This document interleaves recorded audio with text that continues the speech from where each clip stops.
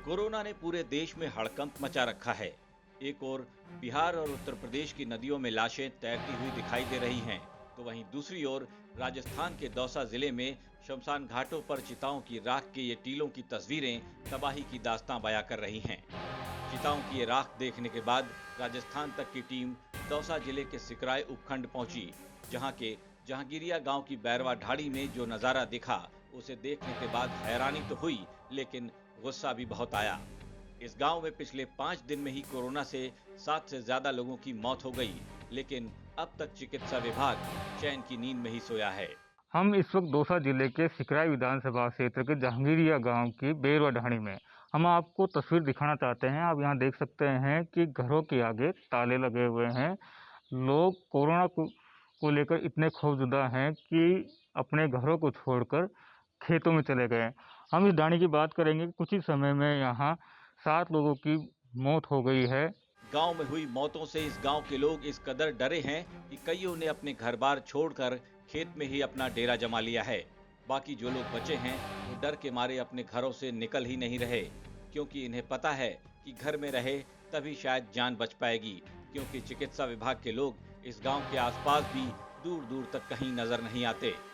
न ही जांच की कोई व्यवस्था है, न ही इलाज का कोई इंतजाम। बाहर निकल रहे हैं तो सर गांव में से बाहर जाने मतलब लोग बाग ऐसे अछूत की तरह व्यवहार कर रहे हैं।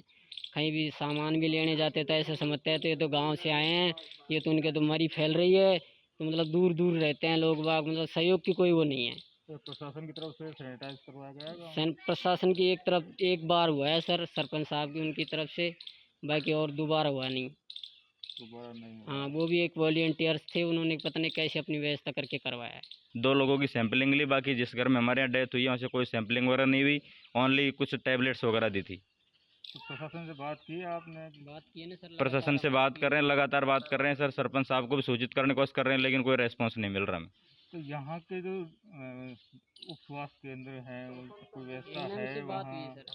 उन्होंने भी ANM से बात हुई है, लेकिन वो भी क्या है, एक मतलब हमसे मतलब दूरी बनाने की कोशिश कर रहे हैं, नहीं कि हमें सहयोग देने की कोशिश कर रहे हैं। इस गांव में कुछ वक्त पहले कई शादी समारोह आयोजित किए गए थे, लेकिन कोरोना जैसे बड़े खतरे को नजरअंदाज करना यहाँ के लोगों को काफी भारी पड़ रहा है। एक एक करके लोग मौत के मुंह में समाते जा रहे हैं।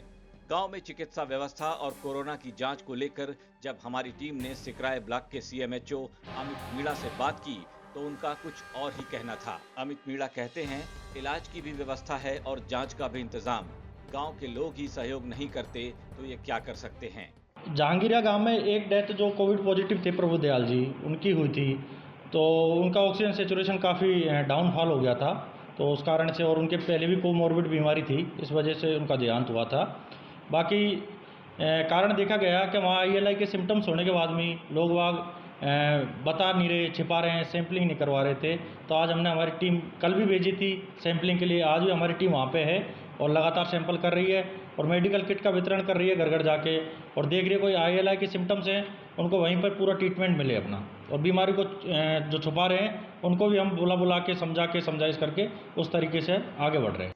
यहाँ तो उल्टा चोर कोतवाल को डांटे वाला हाल हो गया। गांव में इलाज और जांच को लेकर चिकित्सा विभाग गांव वालों को ही दोषी ठहरा रहा है, लेकिन गांव की जो तस्वीरें हमारे कैमरे में कैद हुई उसे देखकर ये अंदाजा लगाया जा सकता है कि कौन सच बोल रहा है और कौन झूठ बोलकर अपनी जिम्मेदारी से पल्ला झाड़ रहा है। राजस्थान तक के लिए दौसा से संदीप मीणा की रिपोर्ट।